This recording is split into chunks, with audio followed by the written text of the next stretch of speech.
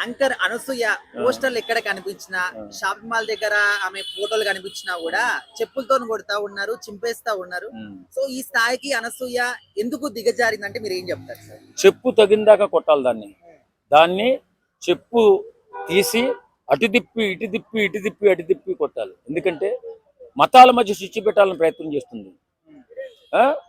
ఈ హిందూ మతాన్ని కించపరచాలని ప్రయత్నం చేస్తుంది, హిందూ దేవుళ్ళని కించపరచాలని ప్రయత్నం చేస్తుంది. ఆ అనసూయ అనే కుక్క, బుద్ధి లేని గాడిద. అసలు ఒక సెలబ్రిటీ హోదా దానికి ఇచ్చేసినటువంటి తెలుగు ఇండస్ట్రీని నిజంగా కడుపు రగిలిపోతుంది అది మాట్లాడిన మాటలు. మనిషిగా పుట్టినందుకు మతాలను గౌరవించాలనే ఇంగిత జ్ఞానం లేనటువంటి ఒక డాగ్ ఎవరైనా ఉన్నారంటే అది అనసూయ. ఎలాంటి విశ్వాసాలు లేవు. నువ్వు ఏ మతాన్నన్నా ప్రేమించుకో, ఏ కులాన్నన్నా ప్రేమించుకో, కానీ అన్ని మతాలని అన్ని కులాలని గౌరవించాలనే ఇంగిత జ్ఞానం ఉండాలి కదా. ఇలా నీచమైన బతకాలా నువ్వు?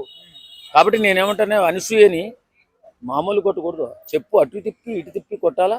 ఖచ్చితంగా ఈవేళ మన దేశం అన్ని మతాలు అన్ని కులాలు అన్ని ఐక్యంగా ఉంటేనే అభివృద్ధి చెందేది.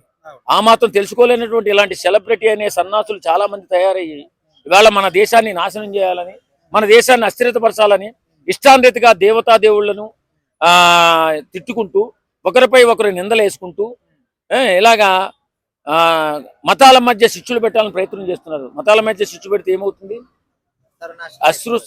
నాశనం అయిపోతుంది దేశం.